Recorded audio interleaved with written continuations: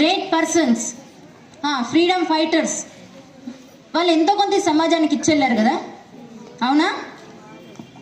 స్వామి వివేకానంద ఆయన చనిపోయి 150 సంవత్సరాలకు పైనే అవుతున్నా కూడా ఇంకా ఆయన్ని గుర్తు చేసుకుంటూనే ఉంటాం. ప్రతి సంవత్సరం ఆయన జయంతి జరుపుకుంటూనే ఉంటాం, అవునా? చచ్చిన తర్వాత కూడా బ్రతికుండడం అంటే అది లెగసీ, అంటే అది హిస్టరీ క్రియేట్ చేసి వెళ్ళడం.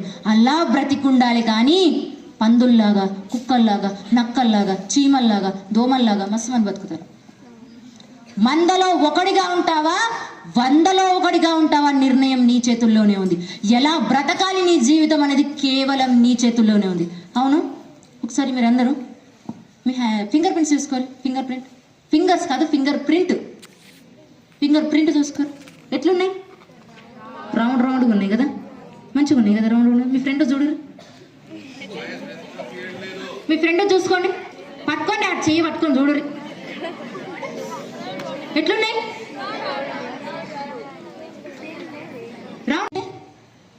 మీరు లేజీ, నేను లెగసీ గురించి మాట్లాడుతున్నాను. ఓకే, ఈ భూమి మీద అత్యంత ఖరీదైన ప్రాంతం అని చెప్పండి. ఖరీదైన ప్రాంతం ఈ భూమి మీద, చాలా కాస్ట్లీ ప్లేస్, అది చాలా కాస్ట్లీ ప్లేస్, ఖరీదైన ప్రాంతం ఏది? స్కూల్ సూపర్, టెంపుల్ సూపర్, అన్నా. గోల్డ్ ప్లేస్ అన్న, ప్లేస్ బంగారం,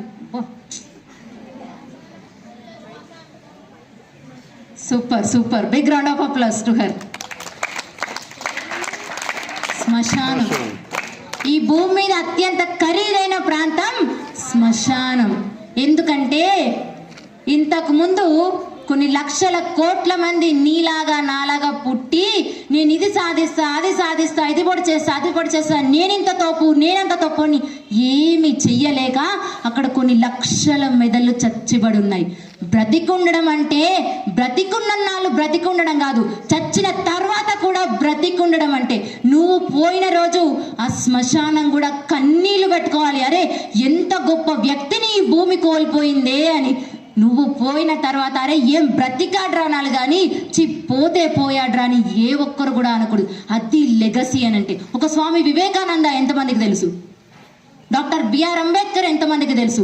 ఏపీజే అబ్దుల్ కలాం ఎంతమందికి తెలుసు? ఎక్కడ కలిసిరు వీళ్ళందరినీ? ఎక్కడ కలిసిరు మీరు? నేను కలవలే. ఎక్కడ కలిసిరు? నేను సేమ్ ఉంటాయి అంటున్నా. నాతో పాటు ఎంతమంది వస్తున్నారు? నాతో వచ్చేది ఎవరు? సేమ్ ఉంటాయి అంటున్నా నేను. ఫింగర్ ప్రింట్స్ అరే దించేసినావు అలా చూసి. నేను ఫింగర్ ప్రింట్స్ సేమ్ ఉంటాయి అంటున్నా. ఎంతమంది ఎస్ అంటారు? అరే ఒక్కరు కూడా రారా నాతోని? మా ఇంటికి కాదు, ఇక్కడ. ఓకే, ఒక్కసారి మీ ఫ్రెండ్ ఫేస్ చూడరు, దగ్గర నుంచి చూడక భయపడతావు. సేమ్ ఉన్నారు కదా, సేమ్ ఉన్నారు. బెస్టీ జాన్ జబ్బా. ఆమె తింటే మనం తింటాం, ఆమె తినకపోతే మనం తినాం, ఆమె వస్తే స్కూల్కి మనం వస్తాం, మనం రాకపోతే ఆమె రాదు, ఆమె చేస్తే మనం అది చేస్తాం. ఎందుకు సేమ్ ఉండే ఫింగర్ ప్రింట్స్? ఫేస్ సేమ్ ఉంటాయి, ఉండయా? పక్క బెట్టు ఎంత? బెట్ ఎంత? 100? అస్సలు గట్ట నేను బెట్టు. 1 crore. సూపర్. ₹1,00,00,000 పక్క. ₹1,00,00,000. మీరందరూ ఒక్కొక్క కోటి ఇవ్వాలి, నేను ఒక కోటి ఇస్తాను. నా దగ్గర మస్తుంది. బెట్టు కడుతున్నారు, మళ్ళీ మాట మార్చుకోవద్దు. నేను చెప్పిన తర్వాత అందరూ ఫింగర్ ప్రింట్స్ డిఫరెంట్ అన్నారు, ఫేస్ కూడా డిఫరెంట్ అన్నారు. అదే మాట మీద ఉండాలి అందరూ. మాట ఇచ్చారు, మాట మీద నిలబడాలా? ఎస్. విశ్వజ, నేను మర్చిపోయినా. దేవరామ్ ఉన్నాడు ఇక్కడ. ఇప్పుడు దేవరామ్ వాళ్ళ ఫ్యామిలీతో, వాళ్ళ పేరెంట్స్తో బయటికి వెళ్ళాడు, లేదంటే వాడే ఒక్కడు వెళ్ళాడు. ఇప్పుడు దేవరామ్ని ఎలా గుర్తుపడతారు? వాళ్ళ పేరెంట్స్ పేరు చెప్తే దేవరామ్ని గుర్తుపడతారు. ఇప్పుడు దేవరామ్ కనిపించగానే మీ పేరెంట్స్ ఎవరు అని అడుగుతారు. అలా ఇప్పుడు దేవరామ్ పేరెంట్స్ పేరు చెప్తే గుర్తుపడతారు. ఎస్. ఇప్పుడు ఈ అమ్మాయి విశ్వజ అనే అమ్మాయిని కూడా వాళ్ళ పేరెంట్స్ పేరు చెప్తే ఎక్కడికి వెళ్ళినా కూడా విశ్వజ అని చెప్పేసి. ఎలా మారాలి అని అంటే నీ రెస్పెక్ట్, నీ పేరు చెప్తే నీ పేరెంట్స్ని గుర్తుపట్టే స్థాయికి నువ్వు ఎదగాలి. ఎంత బాగుంటుంది మీరు ఎక్కడికైనా వెళ్ళినప్పుడు, అరే విశ్వజ వాళ్ళ అమ్మ నాన్న వీళ్ళు అని చెప్పేసి, దేవరం వాళ్ళ అమ్మ నాన్న వీళ్ళు అని చెప్పేసి గుర్తుపడితే కేర్ ఆఫ్ అడ్రస్ మారితే ఎంత బాగుంటుంది ఆ రెస్పెక్ట్ అనేది. అలాంటి రెస్పెక్ట్ కదా నువ్వు సంపాదించుకోవాలి. అందరు ఎక్కడ కూర్చున్నారు? వచ్చిన గెస్ట్లు అందరు ఎక్కడ కూర్చున్నారు? ఎందుకు? పెద్దవాళ్ళని కూర్చున్నారా? ఎస్, ఇప్పుడు మన పేరెంట్స్ అందరూ మనకంటే పెద్దవాళ్ళు కాబట్టి వాళ్ళకి గౌరవం ఇస్తున్నాం, వాళ్ళని చైర్స్ పైన కూర్చోబెట్టుకున్నాం. ఇప్పుడు మన టీచర్స్ అందరినీ, వచ్చిన వాళ్ళందరినీ గౌరవించుకుంటున్నాం. ఎందుకు గౌరవించుకుంటున్నాం? వాళ్ళని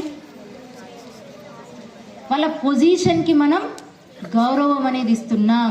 they are in a position. వాళ్ళు లైఫ్లో ఏదైతే అనుకున్నారో దాన్ని సాధించుకున్నారు కాబట్టి వాళ్ళకి మనం రెస్పెక్ట్ అనేది ఇస్తున్నాం. ఇప్పుడు మీరు జనరల్గా మీ టీచర్స్ కనిపించగానే ఏం చేస్తారు?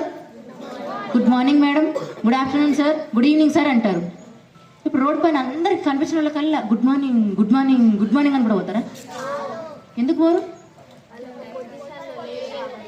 పొజిషన్లో ఉన్నారో లేదో మనకు తెలియదు, మాట్లాడితే తెలుస్తుంది కదా. కనిపించిన వాళ్ళకి అందరికీ చెప్తామా? చెప్పము. మనకు తెలిసిన వాళ్ళు ఎవరైతే ఒక పొజిషన్లో ఉన్నారో వాళ్ళకి రెస్పెక్ట్ అనేది ఇస్తాం. నువ్వెక్కడ చూసుకోవాలనుకుంటున్నావు డిసైడ్ చేసుకో. ద సెకండ్ పాయింట్, రెస్పెక్ట్ అంటే మీరు ఇందాక అన్నారు కదా చదువుకుంటే రెస్పెక్ట్ వస్తుంది అని. ఎవరెవరికి ఇస్తారు? చిన్నవాళ్ళు పెద్దవాళ్ళకి ఇస్తారు. ఫస్ట్ రెస్పెక్ట్ ఎవరికి ఇవ్వాలి?